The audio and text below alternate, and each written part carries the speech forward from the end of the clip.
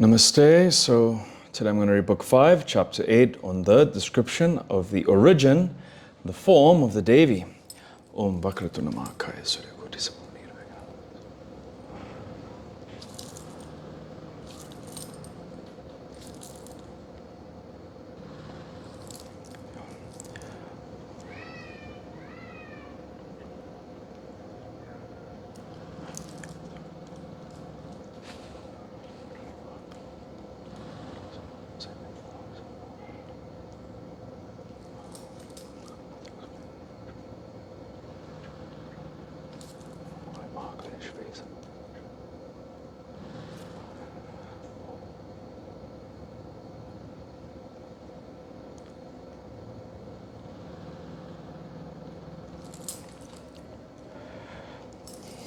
Hari Om Tat Sat.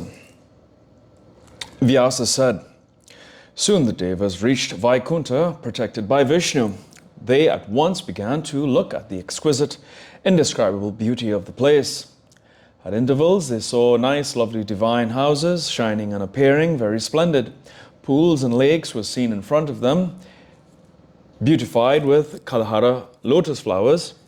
They began to see at other places rivers flowing, swans, cranes, chakravakas, and other aquatic birds were swimming there easily and wobbling lovely sounds.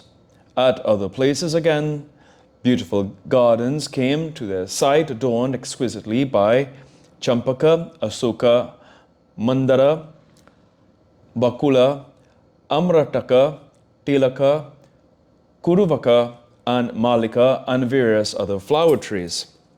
The cuckoos were seen there cooing melodiously, bees humming gently, and peacocks dancing beautifully. In the center was situated the golden palace of Hari, towering the heavens. The rooms and quadrangles were all charming. At places they were bedecked with gems and jewels and adorned with various paintings. There was a divine seat in the center, composed wholly of gems and jewels, and Vishnu was occupying this place. There were Vishnu's parisadas, or attendants, Sunanda, Nandana, and others. They were so much devoted to their master that their hearts never become attached to any other thing. So they were devotedly singing his praises and chanting his hymns with undivided attention. They were dancing. The Apsaras, celestial nymphs, and the Devas, Gandharvas, and Kinnaras were singing in melodious tunes. Those who love the chanting of the Vedas, such calm-tempered munis, were reciting the Vedic suktas and thus highly extolled him.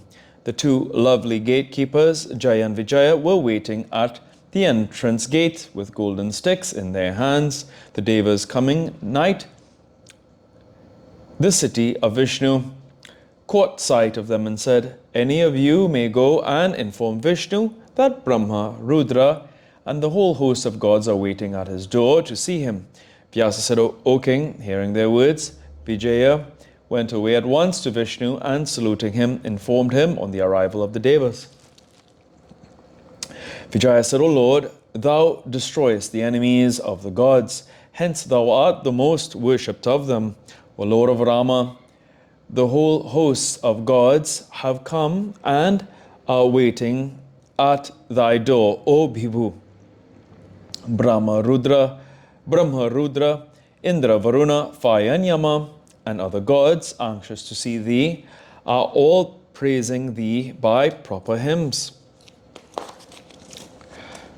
Vyasa said, hearing Vyasa's words, Vishnu, the Lord of Rama, became very anxious and soon went out of his room to see the Devas. Hari came up to them and, seeing the Devas waiting at the doors, very morose and tired, cheering them up by casting a favorable glance full of affection and love, the gods bowed down and praised hymns to Jagannatha, the Deva of the Devas, the enemy of the Dechas, and revealed in the Vedas, and revealed in the Vedas. O Deva of the Devas, thou art the creator, preserver, and the destroyer of the worlds. Thou art the ocean in mercy and the sole refuge of this universe. O Lord, we have come to thee as our great refuge, therefore dost thou save us from the present difficulty. Thus praised by the gods, Vishnu said, O immortals, take your respective seats and speak. How are you all? Why have you all in a body come here? Why are you so much depressed and worn out with cares? Why do you look so melancholy? Say soon, for what purpose you with Brahma and Rudra have come here? The Devas said, O Lord, the Asura Mahesa is very cruel and wicked, always addicted to vicious acts. Now that most sinful Danava has become very much puffed up with pride and is tormenting us always. What more shall we say than this? He is appropriating to himself the share of the yajnas performed by the Brahmins. We are therefore terror-stricken and are wandering in mountains and fastness. O destroyer of Madhu, he has become unconquerable due to his being granted the boon. Considering therefore the gravity of our situation, we have taken refuge unto thee. O Krishna, thou art acquainted with all the tricks on Maya of the Dechas, therefore thou art capable to kill them. Therefore thou alone art able to deliver us from the present difficulty. Be pleased, therefore, to devise means for that purpose. The Creator Brahma has granted him this boon, that the demon could not be killed by any man. Therefore we are asking you, where can we get a female who will be able to kill that hypocrite in battle? Mahesa has turned out very wicked on the strength of that boon. Say therefore, who amongst Uma, Lakshmi, Sachi, or Vidya, or any other woman will be able to kill him? Therefore, O gracious one, to faithful worshippers and attendants, thou art the preserver of this world. Now devise specially the cause of his death and carry out the purpose of the gods. Vyasa said, O king, Vishnu, on hearing their words, spoke smiling. We fought before, but this Asura could not at that time be killed. Hence, if some beautiful female deity be now created out of the collective energy and form of the Shaktis of each of the Devas, then that lady would be able easily to destroy that demon by sheer force. The lady deity then sprung from the collective energy of ours would at once be able to destroy that Mahesa. Elated on his getting the power, though he is skilled in hundreds of magics, therefore ask ye now all, with your wives respectively, boons from that portion which resides in you all in the form of fairy energy, that the collected energy thus manifested may assume the form of a lady. We will then offer unto her all the divine weapons, the trident, etc., that belong to us. That deity then, full of energy, and with all the weapons in her hands, would kill that wicked demon, vicious and swelled with vanity. Vyasa said, O Vishnu, the Lord of the Devas, saying thus, came out spontaneously at once of the face of Brahma, the brilliant fairy energy, very difficult to conceive. That energy looked red like gems and pearls, hot at the same time, a little cool, having a beautiful form, and encircled by a halo of light. O king, the high-souled Hari and Hara, O mighty Vala, were astonished to see this fire emitting from Brahma. Next came out of the body of Shankara his fairy spirit, quite in abundance and very wonderful to behold. It was silvery white, terribly unbearable, and incapable of being seen even with difficulty. It extended like a mountain and looked horrible, as if the incarnation of the Tamoguna, like another Tamoguna. Shiva is the incarnation of Tamoguna that destroys everything. It was very surprising to the Devas and very fearful to the Dechas. Next, a dazzling light of blue color emanated from the body of Vishnu. The light that came out of the body of Indra was hardly bearable, of a beautiful variegated color, and comprised in itself the three qualities. Thus, masses of light came out respectively from Kuvera, Yama, fire, and Varuna. The other devas too gave their shares of fairy lights, very lustrous and splendid. Then these all united into a great mass of fire and light, like another Himalayan mountain shone full their lustrous divine light. Vishnu and the other devas were all extremely surprised to see this, while the devas were thus looking steadfastly on that fire.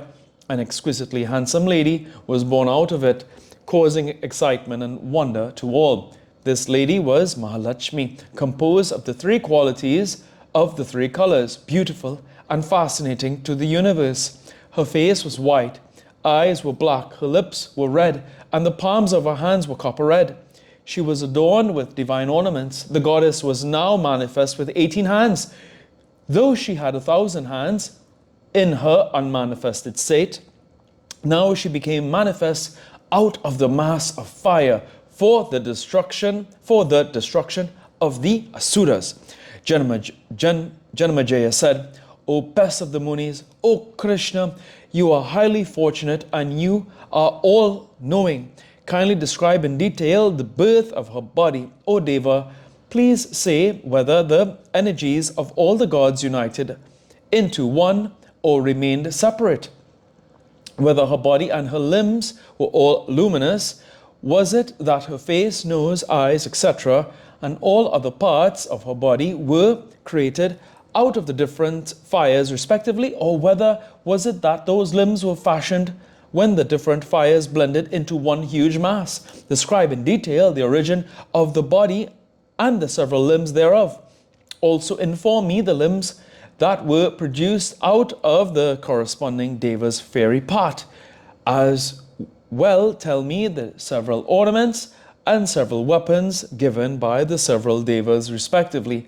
I am very desirous to hear all these from your lotus-like mouth.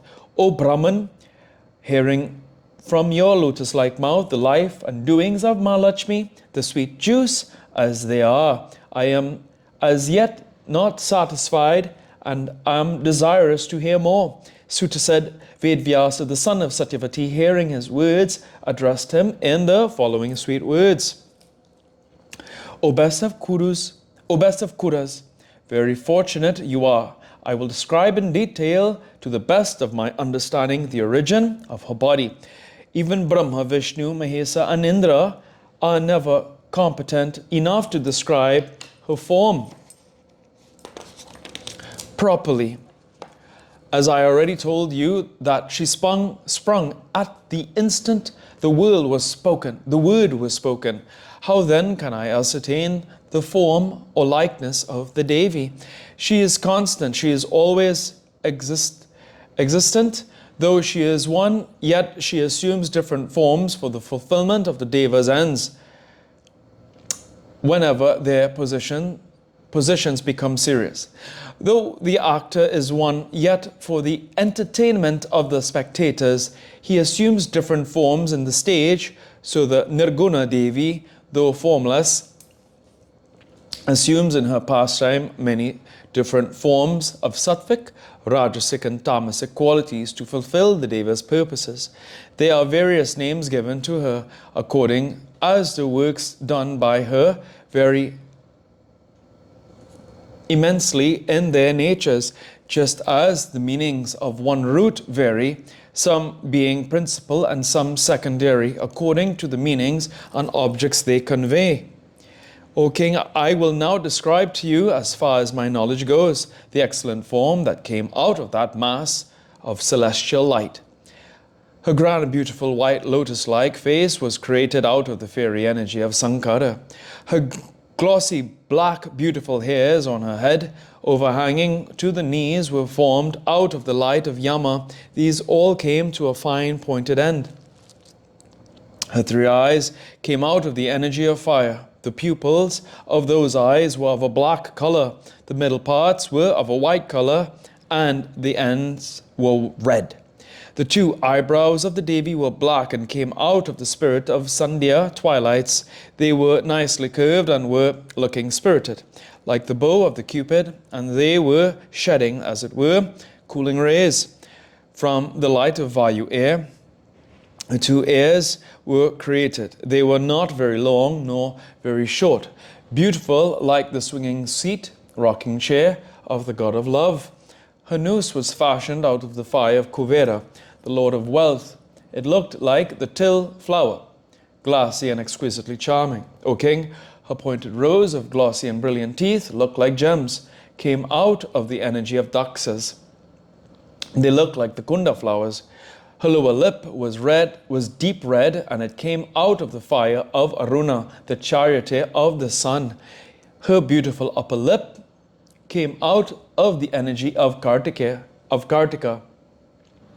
Her 18 hands came out of the tejas of Vishnu, and her red fingers came out of the tejas of the Vasus.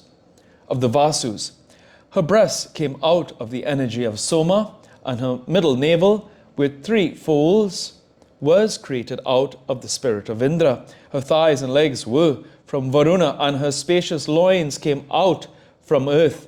O king, thus from the various stages contributed by the Devas, that heavenly lady came out. Her body and the several parts thereof were beautiful. Her form was incomparable, graceful, and the voice was exquisitely sonorous and lovely. The Devas, oppressed by Mahesasura, became overpowered with joy seeing this well-decorated Devi, having beautiful eyes and teeth and charming in all respects. Vishnu then addressed all the Devas to give all their auspicious ornaments and weapons. He said, O Devas, better give all you the various arms and weapons, endowed with strength created out of your own weapons, and give them all today to the Devi. Here ends the 8th chapter on the 5th skanda on the description of the origin and the form of the Devi in Srimad Devi Bhagavatam. The Maha Purana may be 18,000 verses by Maharishi Vedvyasa. Om Jayanti Mangalakali Padrakali Kavanita Kashmari.